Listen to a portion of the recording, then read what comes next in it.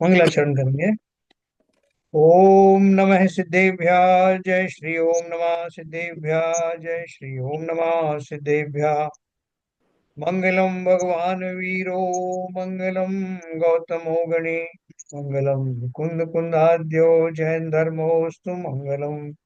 सर्वमंगल मांगल्यम सर्व कल्याण कारकम प्रधानम सर्वधर्माणां जैनम जयतु शासनम। जैनम जयतु शासनम जैनम जयतु शासनम। नमः समय साराय स्वात्या चकासते चित स्वभावाय भावाय सर्वभावांतरच्छिदे। अध्यात्म अमृत कलश के माध्यम से आचार्य अमृत चंद्र ने वेद विज्ञान के ऊपर विशेष बातें की। और अभी हमारा जो वर्तमान में जो विषय चल रहा है वो है कि व्यवहार पूजा और निश्चय पूजा।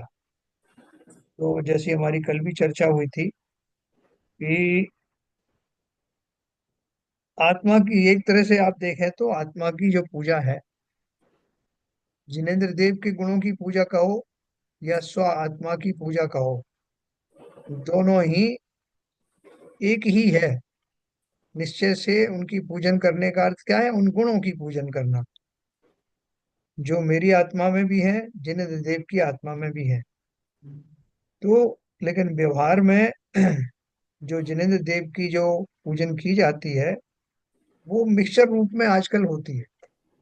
कुछ हम उनके गुणों का भी वर्णन करते हैं, कुछ उनके कल्याणकों के भी, कौन सी तिथि में कहाँ से मोक्ष गए, कब केवल ज्ञान हुआ, कब जन्म हुआ, या उनके क्या क्या उपसर्गों का उन्होंने सामना किया, उनका शरीर कैसा था, उनके अष्टप्रतिहार्य कैसे थे। तो ये ऐसी मिली जुली जो हमारी पूजन होती है वो मोरल लॉस मुख्य रूप से व्यवहार पूजा में ही आती है।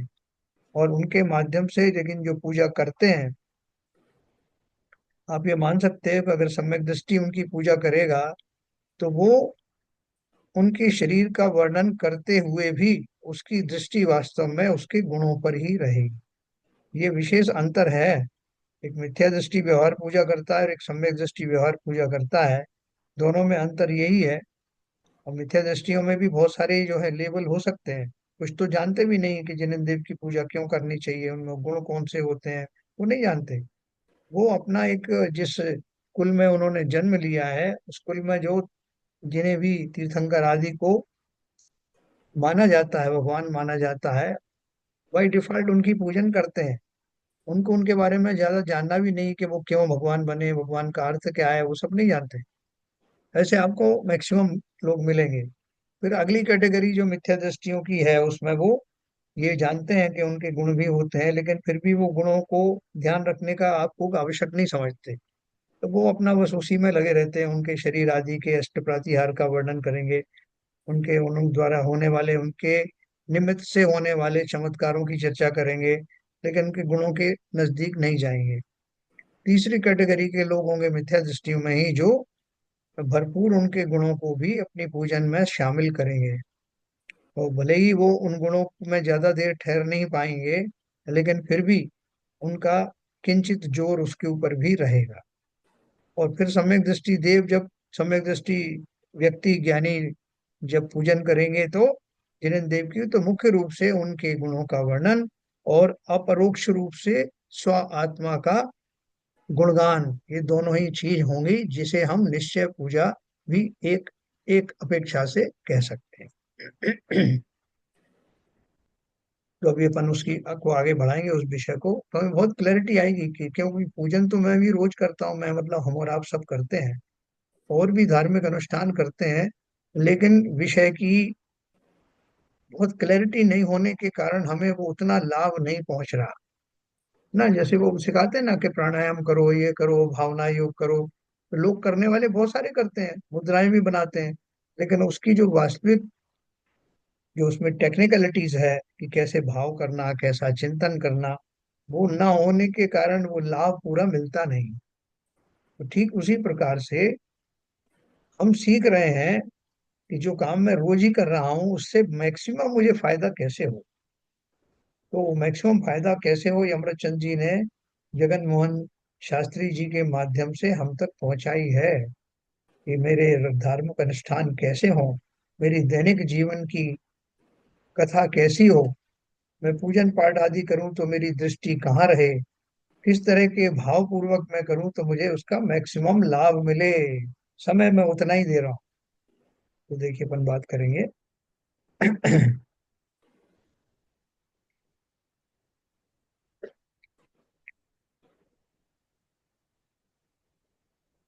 हाँ देख,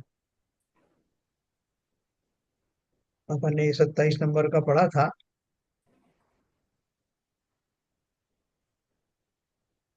निश्चय से शरीर का आत्मा से कोई संबंध नहीं है। एकत्वम व्यवहार तो न पुनः कायात् मनोनिश्चयात् नु स्तोत्रम व्यवहार तो अस्ति वपुपय स्तुत्या नता तत्वतः। स्तोत्रम निश्चयतिष्ठतो भवति चित्तशुद्ध्येव सेवं भवेत् नाथ स्थिरतरस्तवोत्तर बलादेकत्वमात्मंगयो। शरीर और आत्मा की एकता व्यवहार नय से कही जाती है ना। हमने साहब ये व्यक्ति वहां जा रहा था, दो मनुष्य थे साहब, और एक दो तो तीन चार उनके साथ पेट्स थे, जानवर थे, वो सब कहीं चले जा रहे थे। तो हम किसकी बात कर रहे हैं, उन जीवों की बात कर रहे हैं। किन जीवों की बात कर रहे हैं, जिनमें शरीर और आत्मा दोनों है। तो बोल रहे हैं ये बात किस कथन से कह रहे हैं कि वो आदमी है वो जानवर है, वो सब किस कथन से कहा जा रहा है, जिसमें हम शरीर और आत्मा दोनों की जुगलबंदी के बाद बनी हुई पर्याय के बारे में बात कर रहे हैं। शरीर और आत्मा की एकता व्यवहार नय से कही जाती, परमार्थ से एकता है नहीं।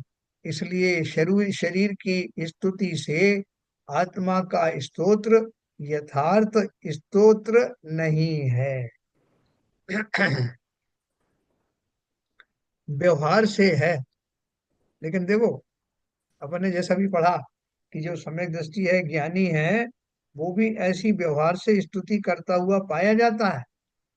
जैसे अपन मानतुंगाचार्य ने कितनी भक्ति भाव से भक्तामर स्तोत्र बनाए, और जिनेन्द्र देव के उसमें कौन से गुणों की प्रशंसा की। एक तो उन्होंने यही कहा कि उनके अष्टप्रातिहार के बारे में वर्णन किया। फिर उनको बताया कि आपको एक बार कोई देख लेता है तो किसी और को देखने की उसके भाव नहीं होते। तमाम उन्होंने भक्ति के भाव कहे, या आपके स्मरण से सिंह आदि के भय समाप्त हो जाते हैं। ये तो बहुत छोटी छोटी बातें हैं। लेकिन जो ये वो बात कह रहे थे, उनके अंदर में, उनके अंतर में जिनेन्द्र देव के वे अनंत गुण लहलहा रहे थे। उनको उन्होंने कहा नहीं, लेकिन वो तो उनके बैकग्राउंड में बने हुए ही थे। उन्हीं की वजह से उनकी भक्ति के शब्दों में इतना सामर्थ्य आया कि हम उन भक्ति से बने हुए काव्यों को भी अपने संकट दूर करने का कारण मानने लगे। असली माल तो वहां आया नहीं। असली माल तो उनके ही पास था, अंतुंगाचार्य जी के पास ही था। और उससे, उसके कारण भक्ति में लिमिटेड जो कुछ वो कह पाए, लिमिटेड ही कह सकते हो, शब्द बहुत लिमिटेड आपके उद्गारों को प्रकट करेंगे। वही मंत्र बन गए, वही यंत्र बन गए, उनसे ही जीवों को लाभ हो गया। तो सोचो, जिन गुणों के बैकग्राउंड में उन्होंने वो भक्ति की है, अगर वो खजाना हमें मिल जाए तो क्या गजब हो जाए। इसलिए मानतुंगाचार्य के उन काव्यों तक सीमित मत रहना। उन काव्यों में शक्ति डालने वाले जिनेन्द्र देव के वो महान गुण, वो अनंत गुण, वो वास्तव में उनके पीछे हैं। निश्चय स्तुति साथ में चल रही थी।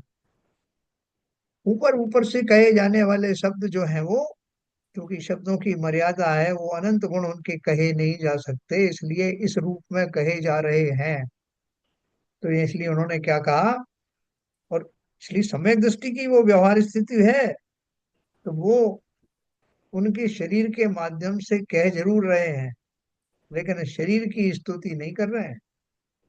उसके माध्यम से उन गुणों के धारी का ही बहुमान कर रहे हैं। इसलिए शरीर की स्तुति से आत्मा का स्तोत्र यथार्थ स्तोत्र नहीं है, व्यवहार से है। निश्चय से आत्मा की स्तुति चैतन्य गुणों की स्तुति से ही होती है।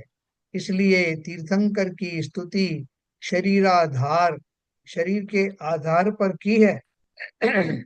इस व्यवहारिक कथन के बल से आत्मा और शरीर की एकता नहीं हो सकती है ना। कल अपन बता रहे थे वो किस बात का जवाब दे रहे हैं कि चेले ने कहा था जब बड़े बड़े लोग भी तो उनके शरीर के वैभव की भक्ति करते हैं, गुणगान करते हैं, इसका अर्थ ही ये है कि शरीर और आत्मा एक ही है। उसके बारे में ये आंसर दे रहे हैं कि वो एक नहीं है भाई साहब। भले ही उनके माध्यम से व्यवहार स्तुति भले ही की जाती है शरीर के माध्यम से, लेकिन शरीर और आत्मा इस तर्क के कारण एक नहीं हो गए। भावार्थ है शरीर आत्मा को मिलाकर उसे जीव पने का व्यवहार लोक में किया जाता है, तथा इसी लोक भाषा में ग्रंथकार भी व्यवहार में ऐसा वर्णन कर देते हैं। इसका कारण है कि व्यवहारी जनों को यदि उनके व्यवहार की भाषा में ना समझाया जाए तो उपदेश देना ही संभव नहीं है। आप कहते रहो भैया जिनेंद्र देव के गुणों को भी तो देखो, उनके गुणों की बात करो। वो कह रहे हाँ हाँ करेंगे साहब, एक दिन वो भी कर लेंगे। वो उसको कुछ ना समझ में आएगा, ना वो समझना चाहेंगे, ना उनका मन उसमें लगेगा। तो इसलिए लोक में जो उपदेश दिया जाता है और लोक जिससे चमत्कृत होते हैं उसी भाषा में उनको समझाया जाता। कि अगर हम बोले साहब कि ये केवल ज्ञानी सब कुछ जानते हैं, तब भी हमें उसको बहुत कुछ ज्यादा हमारा प्रभाव नहीं पड़ता। लेकिन हम ये बोल दें कि हमारे नगर में एक बाबा आया है, वो आपके मन की बात बता देगा, और अगले 10 साल में क्या होने वाला है वो बता देगा, और आपके 2 साल पहले 5 साल पहले क्या हुआ वो बता देगा, तो अपन बहुत चकित रह जाते हैं।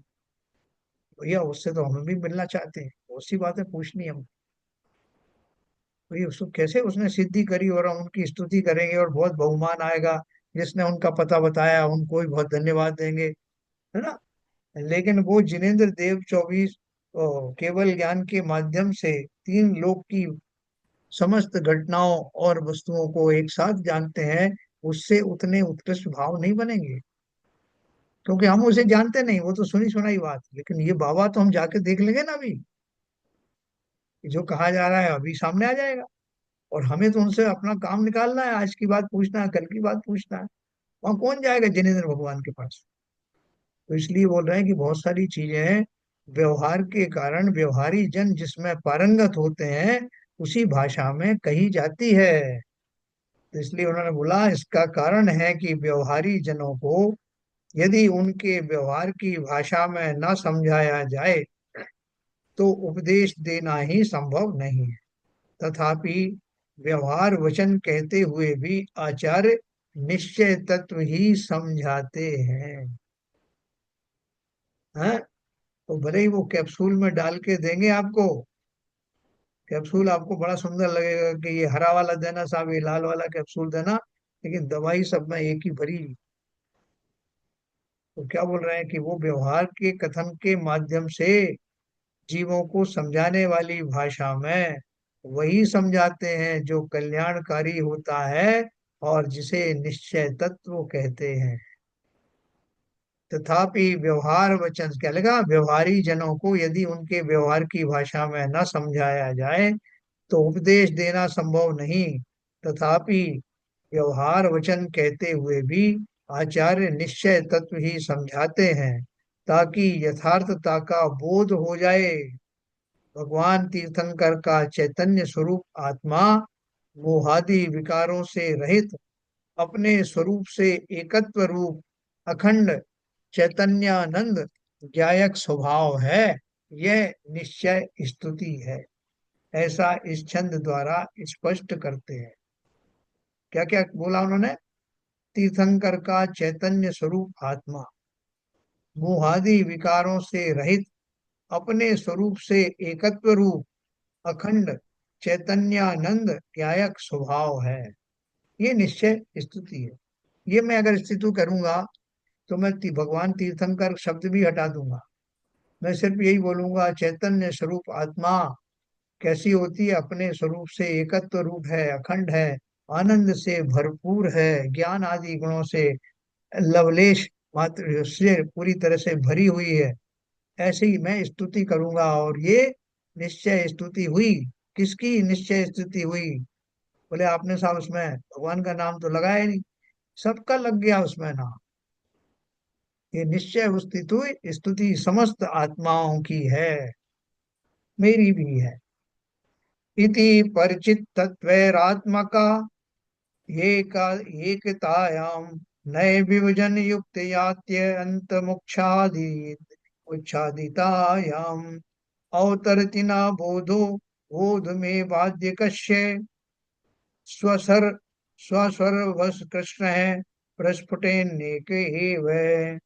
इस प्रकार तत्व ज्ञानियों के द्वारा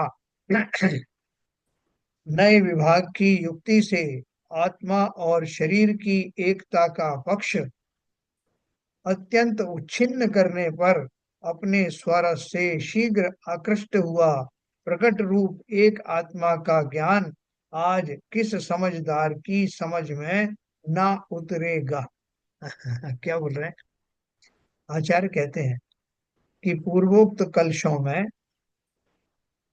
यह भली भांति दर्शा दिया है कि आत्मा और शरीर वास्तव में भिन्न भिन्न चेतन और जड़ ऐसे दो द्रव्य हैं, किसी भी समय किसी भी प्रकार एक हो नहीं सकते। उनकी एकता मात्र व्यवहार से है, परमार्थ से नहीं। ऐसा नहीं है कि व्यवहार नए से वे यथार्थ में एक हैं। मतलब नए को आप ये मत समझना कि वो एक नए कहने की एक कला है और उससे वास्तव में ऐसा है कि साहब आपकी आप व्यवहार नए से एक मान रहे हैं, मैं निश्चय नए से एक मान रहा हूँ, बात तो एक ही है ना। ऐसा नहीं। क्या बोल रहे हैं? ऐसा नहीं है कि व्यवहार नए से वे यथार्थ में एक हैं और निश्चय से यथार्थ में पृथक पृथक है। ऐसा अनेकांत रूप नहीं मानना चाहिए। दोनों यथार्थ नहीं होते, उनमें से परमार्थ ही यथार्थ होता। क्योंकि निश्चय से वे दो भिन्न भिन्न द्रव्य हैं, उनमें मात्र व्यवहार से बंध की अपेक्षा एकता कही जाती है। यानी किस अपेक्षा से एक कहा जा रहा है, वो अपेक्षा बताएंगे तो उस पर वो घटित हो जाएगी। लेकिन एब्सोल्यूट टर्म्स में वैसा नहीं है। कोई भी नए से कह लो, वास्तव में तो आत्मा और शरीर एक हो नहीं सकते। हाँ, मैं व्यवहार से कह सकता हूँ, कह दिया जाता। अनेकता तो द्रव्यों में यथार्थ है और एकता व्यवहार से है जो सापेक्ष कथन है। क्या बोला? अनेकता तो द्रव्य में यथार्थ है, मतलब जितने द्रव्य मिल करके शरीर और आत्मा बना है, मतलब एक पर्याय में है, वो द्रव्य अनेक हो सकते हैं, अनेक पुद्गल परमाणु हो सकते हैं, लेकिन उसमें आत्मा क्या है? आत्मा और वो मिलके एक से ज्यादा हो गए ना, आत्मा हो गया, एक एक पुद्गल द्रव्य हो गया। लेकिन एकता जो कही जाती है वो एकता वास्तव में होती नहीं है। वो तो व्यवहार से है, जो सापेक्ष कथन है। कि एक टोकरी में सेब रखे हैं, एप्पल रखे हैं और ऑरेंजेस रखे हैं, चार एप्पल रखे हैं, चार ऑरेंजेस रखे हैं। तो अपन क्या बोलते हैं कि भाई साहब चार एप्पल हैं और चार ऑरेंजेस, ये निश्चय का कथन है। बोले व्यवहार से एक कर दो ना इनको। कैसे कर दें? वो जैसे भी बने कर दो, वो कर दिया। भाई साहब इस टोकरी में 8 फल रखे हैं, तो अब वो भी बात सही। लेकिन जब मैं उनको अलग करने जाऊंगा तो वो अलग ही रहेंगे। इतने सेब हैं ऑरेंजेस। तो ऐसा नए विभाग से समझाए जाने पर हर समझदार व्यक्ति अपने निज रस से परिपूर्ण कर्म नो कर्म भाव कर्म से भिन्न आत्मा का बोध अवश्य कर लेगा। बोले जब ये अगर नए मुझे समझ में आ गया, तो कोई भी व्यक्ति है थोड़ा सा भी कोशिश करेगा समझने की, तो अवश्य ही वो व्यक्ति अपनी बुद्धिमत्ता से ऐसा समझ लेगा कर्म क्या है, नो कर्म क्या है, भाव कर्म क्या है, और उन सब से विलक्षण आत्म द्रव्य क्या है। हाँ? तो कर्म, नो कर्म, भाव कर्म सब जानते हैं ना क्या क्या होते हैं। हाँ, पर भाव के त्याग की दृष्टि आते ही स्वानुभूति प्रकट होती है ना। कर्म तो वो अपने आठ आठ कर्म है ना, वो कर्म हुए मुख्य रूप से। और नो कर्म कौन से हो गए? जिन कर्मों से शरीर आदि का निर्माण होता है वो नो कर्म कह वर्गनाएं कहलाती हैं। और तीसरा भाव कर्म है, जो मेरे रागादि पूर्ण भाव होते हैं, शुद्ध भाव होते हैं, शुभ भाव होते हैं, वो सब भाव होते हैं। और इन सब से विलक्षण मैं आत्मद्रव्य हूँ है, ऐसा नए विभाग से समझना। पर भाव के त्याग की दृष्टि आते ही स्वानुभूति प्रकट होती है, ऐसा प्रतिपादन करते हैं। अवतरिति न यावद वृत्तिमत्यंत वेगा धनवम पर भाव त्याग दृष्टांत दृष्टि झटिति सकल भावेर भावेरन्यति ये विमुक्ता स्वयमेव अनुअनुभूति स्थावदार विभूव विर्भूव। जब तक वेग पूर्वक पर पदार्थ के त्याग के दृष्टांत की दृष्टि पुरातन वृत्ति को प्राप्त नहीं हो जावे, तब तक तत्काल ही पर द्रव्यों के सकल भावों से रहित यह आत्मानुभूति स्वयं प्रकट हो जाती है। देखो बहुत बढ़िया बात कही है। पर पदार्थ और स्व पदार्थ के भेद ज्ञान होने पर दृष्टांत की तरह पर के त्याग की दृष्टि स्वयं उत्पन्न हो जाती है। जैसे पर वस्त्र को भूल से ले आने वाला व्यक्ति जैसे ही यह पर वस्त्र है स्व नहीं ऐसा भेद ज्ञान करता है, उसी समय पर के त्यागने की दृष्टि भी आ जाती है। और जो ही पर वस्त्र के त्याग की दृष्टि आई, तब ही स्व वस्त्र की पहचान हुई और उसे ग्रहण का भाव हुआ। देखो समय सार में अपन ने गाथा पढ़ी थी, उसमें लिखा था कि जैसे कोई धोबी के घर से गलत चादर आ गई, किसी और की चादर आ गई, और कोई व्यक्ति उसे ओढ़ के निश्चिंत होकर सो रहा था। इतने में वो उस चादर का मालिक आया, और उसने उस चादर के लक्षण देख करके पहचान लिया कि ये उसकी चादर। और उसने उस पे उसके ऊपर से हटाई चादर, खींची, उसने कहा अरे ये तो मेरी चादर तुमने ओढ़ रखी। वो व्यक्ति हड़बड़ा के उठता है, और वो भी उसके लक्षण देखता है और पहचान जाता है कि ये मेरी नहीं। तो जिस समय उसने ये पहचाना मेरी नहीं, उस समय ही साइमल्टेनियसली उसके भाव आते हैं कि ये त्यागने योग्य है, ये मेरी नहीं। और मेरी कौन सी है ये भाव भी, मेरी को ही मैं ग्रहण करूं, मेरी कहाँ चली गई, उसको खोज भी शुरू कर देता है। तो बोल रहे हैं तीनों चीजें एक साथ होती हैं। जैसे ही परवस्तु का ज्ञान हुआ, उसको छोड़ने के भाव और स्व के ग्रहण के भाव एक साथ घटित होते हैं। ठीक है ना। इसी प्रकार आत्मा शरीर आदि से भिन्न है, ऐसा भेद विज्ञान हुआ तो पर को पर जाना तथा जानने मात्र से ही पर का त्याग करना चाहिए। यह ऊपर के दृष्टांत के आधार पर दृष्टि में आया। यह दृष्टि पुरानी ना पड़े तब तक स्वानुभूति भी तत्काल प्रकट होती है ना। जैसे देखो अपन एक साथ का बोल रहे हैं ना, कि उस चादर का जैसे ही उसे मालूम पड़ा कि मेरी नहीं है, लगभग उसी समय उसको छोड़ने का भी भाव हो जाता। मेरी नहीं है तो मतलब क्या है, कि मेरी नहीं मतलब उसमें अपना तो चला गया, अपना तो चला गया मतलब उसे छोड़ने का भाव हो गया। और मेरी कहाँ है ये भाव भी प्रकट हो गया। तो वो क्या बोल रहे हैं, इसी प्रकार आत्मा शरीर आदि से भिन्न है, ऐसा भेद विज्ञान हुआ तो पर को पर जाना। जैसे ही मुझे मालूम पड़ा कि भैया ये शरीर आदि मैं नहीं हूँ, तत्काल ही मैं क्या हूं ये प्रकट हो जाता है। और जिसे पकड़े हुए था वो मेरा नहीं है, उसके प्रति अब भाव कैसा हो जाता है? उदासीन भाव हो जाता है। उसके प्रति राग समाप्त हो जाता है।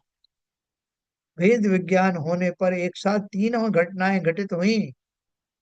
जानने मात्र से ही पर का त्याग करना चाहिए, यह ऊपर के दृष्टांत के आधार पर दृष्टि में आया। यह दृष्टि पुरानी ना पड़े तब तक, है ना, दृष्टि पुरानी ना पड़े तब तक मतलब कि सब जरा सी देर नहीं हुई उसी क्षण ऐसा हो गया, इधर ये हुआ उधर वो हुआ। तो उसके लिए दृष्टि पुरानी न पड़े का अर्थ ये हुआ कि उसमें विलंब नहीं होता, तुरंत ही स्वानुभूति तत्काल प्रकट हो जाती है। किससे प्रकट हुई? पर वस्तु को छोड़ने का भाव आते ही ये तीनों चीजें एक साथ होती। यानी जैसे आपको भेद विज्ञान हुआ तो ये उसका एक लक्षण है। जैसे आपको लगा कि ये वस्तु मेरी नहीं है, शरीर मैं नहीं हूँ, जिन जीवों को भेद विज्ञान हुआ तुरंत ही उनको उससे उदासीन भाव होकर और स्व में लग जाता है कि ये मेरा नहीं है, मेरा तो यही है। तो पर को छोड़ना, स्व को ग्रहण करना, पर में ममत्व बुद्धि का त्याग होना, स्व में ममत्व बुद्धि का प्रकट होना, और तुरंत ही उस अपनेपन से होने वाली प्रसन्नता का अनुभव करना, ये सब एक साथ घटित होता है, लगभग एक साथ घटित होता है। ऐसा बोलने का मुहावरा है कि सूर्य का उदय हुआ नहीं कि प्रकाश फैला। जैसा उनके आने की देर है कि बस ये हो गया। तो उसी तरह का मुहावरा उन्होंने यहाँ फिट किया है कि जब तक दृष्टि पुरानी, यदि दृष्टि पुरानी ना पड़े तब तक स्वानुभूति भी तत्काल प्रकट होती है। मतलब तुरंत प्रभाव से स्वानुभूति आ जाती है। इसलिए तो सम्यक दृष्टि पाने के लिए भेद विज्ञान होते ही दृष्टि में पर भावों से निवृत्ति होते ही जीव को स्वानुभूति हो जाती है। ये बगल में दो चादर पड़ी थी, एक ने कहा भैया ये चादर मेरी है। तो तुरंत भाव आया, अच्छा तो इसका मतलब ये वाली मेरी होगी। और पुरानी से अपना जो ममत्व था थोड़ी देर के लिए गलती से वो छूट जाता है और अपनी वाले के प्रति चिंतन शुरू हो जाता है। तो इसलिए बोल रहे हैं कि भेद विज्ञान होते ही स्वानुभूति कैसे होती है। यहाँ शब्दार्थ ऐसा नहीं लेना कि सूर्योदय के बिना भी प्रकाश हो गया, किंतु यह अर्थ लिया जाता है कि सूर्योदय के साथ ही साथ प्रकाश फैल जाता है। इसी प्रकार स्वपर का भेद जाना तो सहज ही पर के प्रति त्याग का भाव आया। जैसे ही पर के त्याग का भाव आया तत्काल ही एक साथ स्व क्या है इसका भी अनुभव हो गया। दोनों एक काल में हो जाते हैं। पुरानी ना पड़े का तात्पर्य यह है कि पर के त्याग का भाव बना रहे उसी समय अनुभूति भी तत्काल आती है? मेरा छोटा बच्चा था, खो गया था। अब कुछ लोग मुझे पकड़ के लाए उसको और मेरे पास रख दिया। मैंने कि वो साहब ये आपका बेटा। और मैं उसका पालन पोषण करने लगा। 2-4 साल तक पालन पोषण किया, सारा अपना लाड़ प्यार उस पर न्यौछावर कर दिया। 2 साल बाद किसी ने कहा कि साहब जिसे आप पाल रहे हो वो आपका बच्चा नहीं है। बोले क्या बात कर रहे हो? बोले देखो साहब आप याद करो आपके बच्चे के क्या क्या लक्षण थे शरीर पर, ये देखो ये है बच्चा असली में आपका। मैंने उन लक्षणों को देखा और तत्काल मुझे विश्वास हो गया कि यही बच्चा वास्तव में मेरा है। अब ये बताइए कि जिस जिस क्षण मुझे ये मालूम पड़ा, ये एहसास हुआ कि ये मेरा है, क्या उसी क्षण दूसरे बच्चे से मेरा मोह भंग नहीं हो गया? ठीक उसी समय। भले ही मैंने कहा नहीं लेकिन ये तो जग जाहिर बात है। जब मैंने इसको मान लिया तो इसका अर्थ ही है कि मैंने उसको छोड़ दिया और फिर सारा लाड़ उसके ऊपर उमड़ आया। तो ठीक उसी प्रकार से बोल रहे हैं कि स्व पर का भेद जाना तो सहज ही पर के प्रति त्याग का भाव आया। और जैसे ही पर के त्याग का भाव आया तत्काल ही एक साथ स्व क्या है, इसका भी अनुभव हो गया। श्री भट्टारक शुभचंद्र जी ने अपनी संस्कृत टीका में अनुभव का अर्थ सत्य किया है। अनुभूति किसी कैसी है उसका स्वाद बताते। सर्वतः स्वरस निर्भर भावम चेतिये स्वयमहं स्वमिहेकम। नास्ति नास्ति मम कश्चन मोह शुद्ध चिद्घन महो निधि रश्मि। मैं सर्वांग में आत्मरस, जो चैतन्य रस, उससे भरे हुए इस अपने एक स्वरूप को स्वयं संचेतन कर रहा हूँ। मोहजन्य भाव मेरे कोई नहीं है। मैं तो शुद्ध चैतन्य तेज की निधि हूँ, अथवा शुद्ध चैतन्य रस का महोदधि समुद्र हूँ। देखो, वास्तव में कहने में ये शब्द जो है, ऐसा लगता है कि क्या मैं इतने लंबे लंबे सेंटेंस बोल करके स्वयं को समझाता हूँ। है, ये तो खाली लिखने के लिए है, क्योंकि बिना बोले हम कैसे समझ पाएंगे। लेकिन जब जीव स्वयं को समझता है, समझाता है, तो ये सेंटेंस बनाने की जरूरत नहीं पड़ती कि भाई साहब मैंने अपने को बहुत समझाया है कि तू तो चैतन्य है, तू तो आत्मा है, तू ज्ञान गुणों से भरा है, तू चैतन्य गुणों से भरा है। ऐसा ऐसा भाषण दूंगा क्या मैं मुझको? मैं तो, ये भाव मेरे स्वतः ही सहज रूप से आ जाएंगे। उनको लिपिबद्ध करूंगा तो इतने लंबे चौड़े सेंटेंस बनेंगे, लेकिन सोचने में कितनी देर लगती है। तो अनुभूति में यह प्रतीत होता है कि मैं शरीर नहीं हूँ, मैं परिवार नहीं हूँ, जमीन मकान धन धान्य रूप भी मैं नहीं हूँ, इनसे प्रत्यक्ष ही भिन्न हूँ। मैं देखता हूँ तो मस्तक से पैर तक सर्वत्र एक चैतन्य रस ही मेरे में भरा है। उसी तेज से प्रकाशमान हूँ, उसी तेज का पुंज हूँ, उसी तेज की निधि हूँ, जिसमें से चैतन्य चैतन्य के ही प्रकाश का प्रवाह चला आ रहा है। जिनेन्द्र देव के तो परम औदारिक शरीर है, और अंदर की बात कहो तो आत्मा कैसी है, उसके समस्त प्रदेश उस शरीर में व्याप्त हैं। उन प्रदेशों में कोई भेद है क्या, कि ये प्रदेश जो है नीचे की तरफ है, पैरों की तरफ है, इसलिए ये अछूत है, ये हे है। और जबकि इससे आगे की बात भी ये है कि 8 प्रदेशों को छोड़ करके सेंटर के बाकी सब प्रदेश रोटेट होते रहते हैं, घूमते रहते हैं।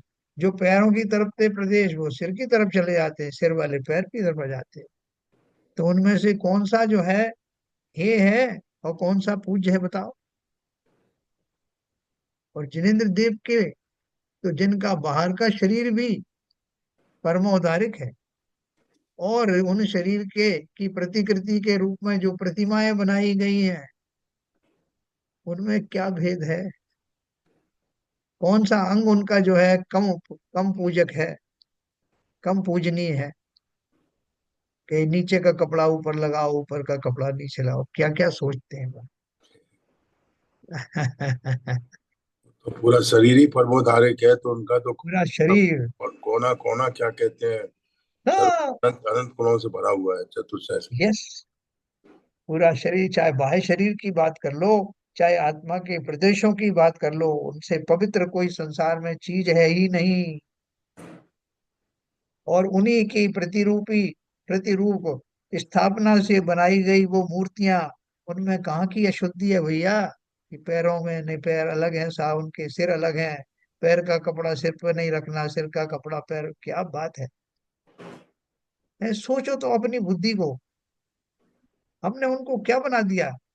जैसे कि जो और दूसरे दर्शन में बनाते हैं ना, कि अब भगवान का, अब ठाकुर जी के जो है वस्त्र बदले जाएंगे। अब सर्दी का मौसम आ गया, उसके ऊपर स्वेटर भी रखा जाएगा। अब उनके दूसरे वस्त्र पहनाए जाएंगे। अब उनको स्नान कराया जाएगा, फिर भोग कर उन्हें सामान्य व्यक्ति की तरह मानते। और मोर और लेस हम भी वही करने लग गए हैं। हम जानते ही नहीं कि परमोधारिक शरीर क्या है, हम जानते ही नहीं कि वो समो शरण में बैठे हुए जिनेन्द्र देव के न केवल अंतर के गुण तो सबके हैं ही शुद्ध, बाहर का शरीर भी, औदारिक शरीर भी परम औदारिक बन चुका है। चाहे पैर छुओ, चाहे सिर छुओ, चाहे कोई भी अंग छुओ, सब एक जैसा ही है, इसकी जैसा ही पवित्र है। और आत्मा की अगर आप प्रदेशों की बात करो तो वो तो कहीं भी किसी भी दिशा में होने दो, उनमें कोई पवित्रता में कमी ज्यादा नहीं है। सोच के देखो, हमने तो भगवान ही बांट दिए। शांतिनाथ भगवान को एक तरफ करो साहब, अब ये शांति वांति नहीं देते, पहले देते थे, अब दूसरे भगवान लाओ। क्या क्या हमने कल्पनाएं करी बताओ। परमोदारिक देह है, उसकी हम इतनी पूजन में इतना गाते हैं और उसका अर्थ समझते नहीं।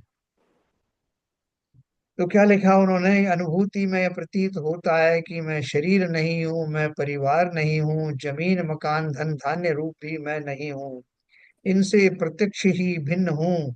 मैं देखता हूँ तो मस्तक से पैर तक सर्वत्र एक चैतन्य रस ही मेरे में भरा है। अरे मैं तो अपनी बात कर रहा हूँ, जिसके शरीर को इतनी गालियां दे रहे हो कि नौ मलदार बहे नित वाशर नाम लिए घिन आवे, उस शरीर के अंदर रहने वाला मैं आत्मा कभी अशुद्ध हुआ ही नहीं। उसका कोई भी प्रदेश अशुद्ध नहीं हुआ, सर से पैर तक वह पवित्र ही है। कैसी ही गंदगी में सोने को डाल दो, सोना कभी सोनापन खोता नहीं। अपने चैतन्य की उस पवित्रता का अनुभव करो, संसार की कोई दूषण जिसको छू नहीं पाता, ऐसा अनंत पवित्र आत्मदेव मैं स्वयं हूँ। उसी तेज से प्रकाशमान हूँ, उसी तेज का पुंज हूँ, उसी तेज की निधि हूँ, जिसमें चैतन्य चैतन्य के प्रकाश का प्रवाह चला आ रहा है। निरंतर वो प्रकाशित है, किरणें निकल रही हैं। मोह राग क्रोधादि भाव ये भी तो मेरे में उत्पन्न होते हैं, दिखाई भी दे रहे हैं, अन्यत्र तो दिखाई नहीं देते, अतः इनसे भिन्न मैं कैसे। अब दूसरा बात कर रहे हैं, ये तो उसका अस्थि से बताया स्वरूप कि मैं कौन हूँ, मैं कैसा हूँ। मेरा रोम रोम, मेरा रोम रोम का अर्थ शरीर का रोम रोम नहीं, मेरे प्रदेश का हर भाग पवित्रता से भरा हुआ है, चैतन्य की किरणों से चमत्कृत है। ये तो आत्मा की हुई बात। अब दूसरी बात कर रहे हैं कि जो मोह राग क्रोधादि भाव ये भी तो मेरे में उत्पन्न होते हैं,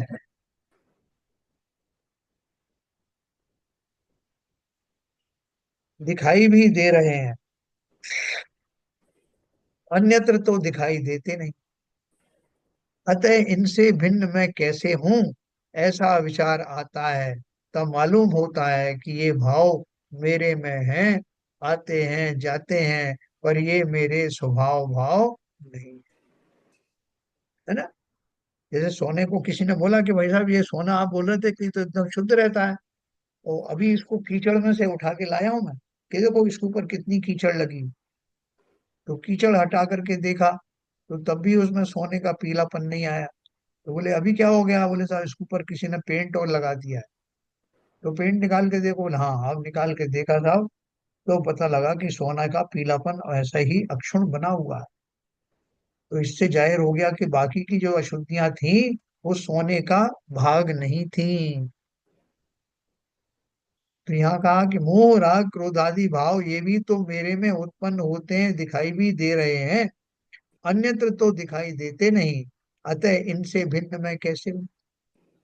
ऐसा विचार आता है तब मालूम होता है कि ये भाव मेरे में हैं, आते हैं जाते हैं, पर ये मेरे स्वभाव भाव नहीं है, ये मेरी स्वात्मा के स्वामी नहीं है। देखो बहुत ध्यान से सुनना, ये भेद विज्ञान जगाने का उपाय पूछ रहे थे आचार्य से कि वो भेद विज्ञान जो कर रहे हो वो हमें कैसे उसका समझ में आए। उसको समझाने की विधि बातों ही बातों में समझ जाओगे, इसलिए इसका कोई भी पोर्शन छोड़ना मत, क्या पता कब क्लिक हो जाए। वो कितने ट्रिक ट्रिक से, कितनी तरकीब से आपको वेद विज्ञान करा रहे हैं। तो क्या बोल रहे हैं, ऐसा विचार आता है तब मालूम होता है कि ये भाव मेरे में है, आते जाते हैं पर ये मेरे स्वभाव भाव नहीं है, ये मेरी स्वात्मा के स्वामी नहीं है, ये मेरे वंशज अंशज है ना वंशज हैं, मैं तो इनसे सर्वथा भिन्न ज्ञायक स्वरूप, ये रागादि मेरे चैतन्य से भिन्न हैं, विरोधी हैं, तब ये अचेतन है, इनसे तो चैतन्य भाव मलिन ही होता है, जिस मैल से वस्त्र मलिन दिखे वह मैल वस्त्र का स्वभाव नहीं है। वस्त्र में दिख रहा है पर उससे तो वस्त्र का स्वभाव स्वच्छता ही ढक जाती है, अतः यह वस्त्र का विकार है। भाई साहब, ये कपड़ा आपका बहुत मैला हो रहा है, तो क्या करूं, तो फेंको इसको, ये कोई काम में थोड़ी आएगा। अरे नहीं भाई साहब, जब मैंने खरीद के लाया तब वो ऐसा नहीं था, तो मैं तो इसको नहीं फेंक सकता। तो बोले फिर, बोले कोई उपाय बताओ कि ये स्वच्छ हो जाए पहले जैसा, हो सकता है क्या? बोले बिल्कुल हो सकता है, तुम वो करो तो ये अवश्य ही पहले जैसी दशा में आ जाएगा। बोले नहीं साहब, ये तो मैल जो है मुझे लगता है अब जाने वाला नहीं, ये तो इसी का एक पार्ट हो गया। बोले नहीं, मैल इसका स्वभाव नहीं, ये अवश्य इस मैल से आच्छादित है, लेकिन मैल उस वस्त्र का पार्ट नहीं है। वस्त्र में दिख रहा है पर उससे तो वस्त्र का स्वभाव स्वच्छता ही ढक जाती है, अतः यह वस्त्र का विकार है। इसी तरह रागादि भावों से आत्मा का चैतन्य स्वरूप आच्छादित हो जाता है, स्वच्छता मिटती है, मलिनता दिखाई देती है, तब यह मलिनता मेरा स्वभाव नहीं है, मैं इन मलिनताओं से भिन्न ज्ञानमय पदार्थ हूँ, चैतन्य धातु का बना हुआ हूँ, सर्व और एक चैतन्य रस ही दृष्टि पथ में आता।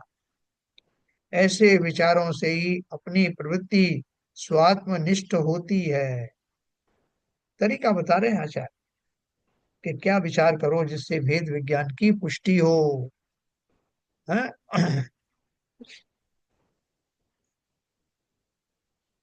देखो, उन्होंने 31 नंबर का एक श्लोक बोला है, और ये पढ़ेंगे।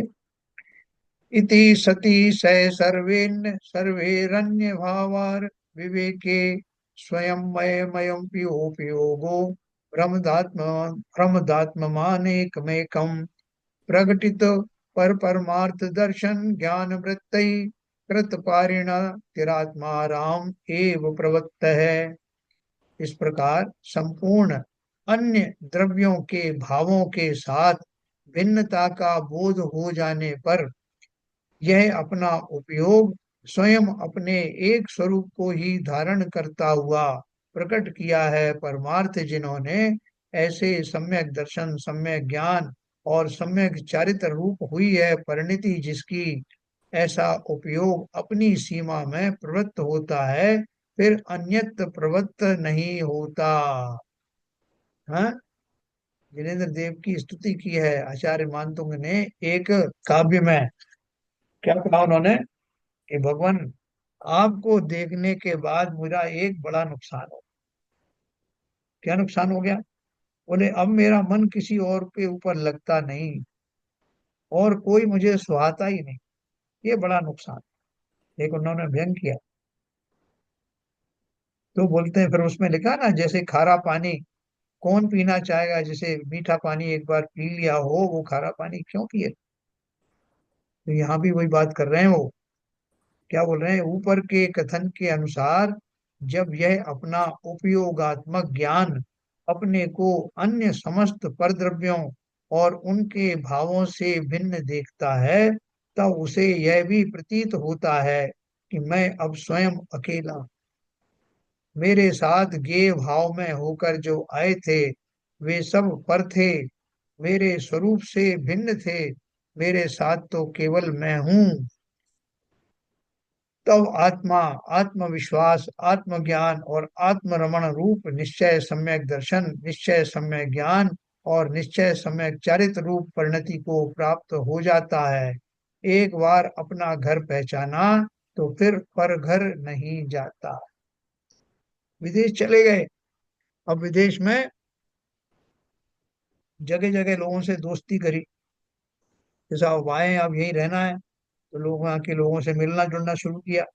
तो जिस भी घर में जाए उसको ना अपने जैसा भोजन पान, ना वैसा व्यवहार, ना वैसे वार्तालाप करने वाले लोग मिले।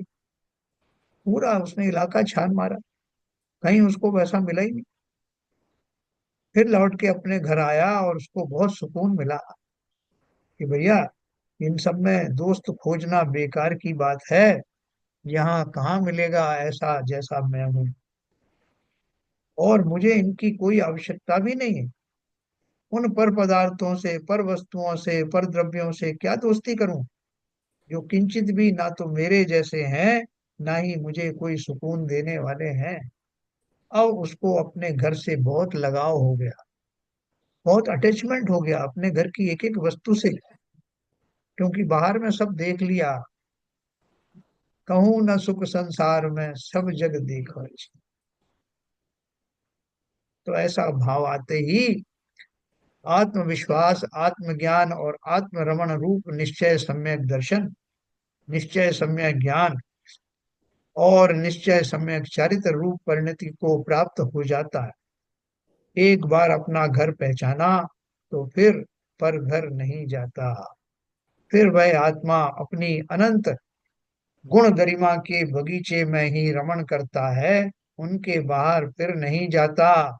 यही सच्चा मोक्ष मार्ग है ना। आपने गाय पाली, कुछ दिन तक आपके घर में रही, उसके बाद आपकी ही हो गई।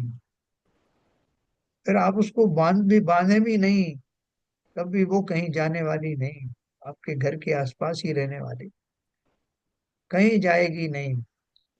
तो ठीक उसी प्रकार से एक बार मुझे मेरा परिचय स्वयं से हो जाए तो फिर मैं बाहर क्यों जाऊंगा। सब कुछ तो यही है, सब कुछ बस रहा है। यही सच्चा मोक्ष मार्ग है। जिस दिन मुझे ये समझ में आ गया, अभी तो हमारी क्या बहुत सारी वैरायटी एंटरटेनमेंट होता है भाई साहब। नमकीन मीठा तो बहुत खा लिया, कुछ नमकीन हो जाए, अब चलो आज बाहर खा के आते हैं साहब, घर में बहुत खा लिए। तो यहाँ भी नहीं, अगले शहर में देखते हैं वहां कुछ और चीज मिल जाए। और जब सब से मन भर जाए, सब में देखा कि सब में कोई ना कोई अशुद्धियां हैं, किसी ना किसी तरह की व्याधियां उनके कारण होती हैं, तो लौट करके कहाँ आ गए कि भैया जो कुछ अपने घर में है वही सबसे अच्छा। सब तरह से सिद्ध कर लिया। और उसके बाद अब कोई कहता है कि साहब फलानी जगह जाओ, वहां की ये मिष्ठान बहुत बढ़िया है, यहाँ का जाओ, अब मन ही नहीं होता। जो कुछ अपने पास है उसी में परम संतुष्टि होती है, क्योंकि सबको देख लिया, परख लिया, और कहीं भी वैसा शांति वैसा सुख पाया नहीं। तो इसलिए बोल रहे हैं, फिर वह आत्मा अपनी अनंत गुण गरिमा के बगीचे में ही रमण करता है, उनके बाहर फिर नहीं जाता। यही सच्चा मोक्ष मार्ग है। जिस दिन मुझे ऐसा लगने लगे, कहूँ ना सुख संसार, उस दिन समझ लेना कि मेरा मार्ग सत्य है। मैं सत्यता के मार्ग पर हूँ, मोक्ष के मार्ग पर हूँ। आत्मा के साथ उसका निस्वभाव उपयोग अनादि से है और अनंत काल तक रहेगा। इस दृष्टि का इस दृष्टि से तो वह आत्मा का स्वभाव ध्रुव रूप परम पारणमिक भाव रूप है। यह सामान्य ध्रुवांश अपने अस्तित्व में किसी कर्म के उदय, उपशम, क्षय, क्षयोपशम आदि की अपेक्षा नहीं रखता। निगोद से लेकर सिद्ध भगवान पर्यंत जीव मात्र में वह जीवत्व पारिणामिक भाव सदा से पाया जाता है। मैंने पढ़ा था ना कि जो पारिणामिक भाव होते हैं, जीवत्व भाव, भव्यत्व, अव्यक्तत्व भाव आदि जो होते हैं ना, तो ये जो पारिणामिक भाव है वो नेचर से है, सदा से है। चाहे वो निगोदिया जीव हो, चाहे सिद्धालय में बैठा हुआ हो, उनमें ये जीवत्व आदि जो गुण हैं, परम पारिणामिक भाव सदा बने रहते हैं, नैसर्गिक हैं, बिना किसी कर्म के उदय से आए हैं। हमेशा ही रहने वाले, निगोद से लेकर सिद्ध भगवान पर्यंत जीव मात्र में यह जीवत्व पारिणमिक भाव सदा से पाया जाता है। यदि आत्मा अपने उस स्वभाव पर दृष्टि देवे तो उसका विकास केवल ज्ञान के रूप में होता है। तो मुझे क्या करना है? केवल ज्ञान तक ले आए भेद विज्ञान से निकाल करके। तो अब देखो, बिल्कुल छोटी सी चिंगारी से कब वो मशाल बन जाएगी। तो चिंगारी क्या है? चिंगारी यहाँ से प्रारंभ हुई कि जो मैं हूं ही नहीं उसे मैंने अपना माना, और जो मैं हूं उसे अपना माना ही नहीं। बस यही, जिस समय ये दृष्टि हो गई उसी समय भेद विज्ञान हुआ। और भेद विज्ञान होने के बाद में जो प्रकट होने वाली ज्ञान ज्योति है वही केवल ज्ञान रूप अग्नि बन जाती है, संपूर्ण। जिसमें कहते हैं ना, मैं अपने समस्त पुण्य की आहुति देता हूँ उस केवल ज्ञान रूपी बन्नी में। रोज अपन पूजा पाठ प्रतिज्ञा में यही बात करते कि मैंने कितना भी, अपन बोलते हैं ना, साहब मैंने बहुत धन कमाया, मेरा मन कर रहा है कि कोई जिन मंदिर बने तो उसमें सारा पुण्य से कमाया हुआ धन उसमें लगा दो। है, बहुत सारे लोग इंतजार कर रहे हैं खारघर में, कब मेरा मंदिर बने और कब मैं अपनी सारी जमा पूंजी उसमें लगा करके उसको सफल करूं। ठीक उसी प्रकार से ज्ञानी है, वो अपने समस्त पुण्य को होमने को तैयार हैं उस केवल ज्ञान रूपी बन्नी में। तो तैयार रहना, वो शुभ दिन आने वाला है जब व्यवहार से और निश्चय से, दोनों तरह से आप दान देने की आपकी कामना पूरी होने वाली है। बाह्य द्रव्य से भी और अंतर में भी वो पुण्य को होम करके केवल ज्ञान रूपी बन्नी को जो प्राप्त करना चाहते हुए, वो भी बहुत मुश्किल नहीं, अवश्य ही प्राप्त होगी। ठीक है, हमारे अभी हरभजन साहब बहुत खुश हो गए, लगता है कुछ करने वाले हैं अभी। सर हाँ सर। नहीं, मैं तो क्या बोल सकता वो बरनी मिल गई है साहब उनको। था। मैं दूसरे विषय पे ही बात करना चाहता था। ऐसा। आज आपका सुनाए जन्मदिन है, बहुत बहुत बधाई। बहुत हम धन्यवाद साहब, सबकी बहुत तरफ से धन्यवाद। आपको बहुत सब बहुत बधाई है भाई बहुत साहब। बधाई, बहुत बहुत बधाई। सबको आपके बहुत बहुत जन्मदिन की शुभकामनाएं भाई साहब। बहुत हाँ, धन्यवाद साहब, बहुत ऐसे ही धन्यवाद। आपके आशाएं मंगल प्रवचन ऐसे ही हम सुनते रहना। हाँ, चलिए देखिए। यही कामना कर रहा था जी। कि ऐसे ही कंटिन्यू रहे वार्तालाप। बहुत यस, बढ़िया, बढ़िया, जीवन चलिए। पर्यंत ऐसे ही सुनते रहे आप लोग। बहुत धन्यवाद आप सबको। बड़ा दिन है सर। चलो, तो देखो, सर आपके घर वो में भी, वृद्धि होती रहे, साथ में आपका आशीर्वाद हम लोग। बस अपन को ही ध्यान रखना है, हो गए प्रेम परस्पर जग में, वो मोह दूर ही रहा करे। चलिए, बहुत सबको धन्यवाद, बहुत अच्छी चर्चा करवा रहे हैं आपके माध्यम से, बहुत अच्छा हो रहा है। और ये अगर थोड़ा सा भी हमारे ये भेद विज्ञान के प्रति हमें थोड़े रसिक हो जाएं तो अवश्य काम हो जाएगा। चलिए साहब, जिनवाणी स्तुति कौन करेंगे? संजय प्रकाश। प्रकाश में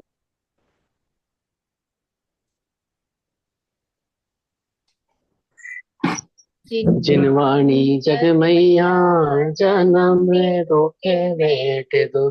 जिनवाणी जग मैया जन्म दुखे मेट दो। जन्म दुखे मेट दो, मरण दुखे मेट दो। जिनवाणी जग मैया जन्म दुखे मेट दो। दिनों से भटक रहा हूँ, ज्ञान बिना है मैया। बहुत दिनों से भटक रहा हूँ, ज्ञान बिना है मैया। निर्मल ज्ञान प्रदान सुकर दो, तू ही सच्ची मैया। जिनवाणी जग मैया जन्म दुखे मेट दो। गुण स्थानों का अनुभव हमको हो जावे जग मैया। गुण स्थानों का अनुभव हमको हो जाए जग मैया। चढ़े उन्हीं कम से फिर हम होवे क्रम में सिपैया। जिनवाणी जग मैया जन्म दुख मेटे दो। मेटो हमारा जन्म मरण दुख इतनी विनती मैया। मेटो हमारा जन्म मरण दुख इतनी विनती मैया। तुमको शीश त्रिलोकी नवावे तू ही सच्ची मैया। जिनवाणी जग मैया जन्म दुख मेटे दो। वस्तु एक अनेक रूप है अनुभव सबका न्यारा। वस्तु एक अनेक रूप है अनुभव सबका न्यारा। हर विवाद का हल हो सकता साधवाद के द्वारा। दिलवाणी जग मैया जन्म दुख मेटे दो। जन्म दुख मेटे दो मरण दुख मेटे दो। जिनवाणी जग मैया जन्म दुख मेटे दो। जिनवाणी माता की जय।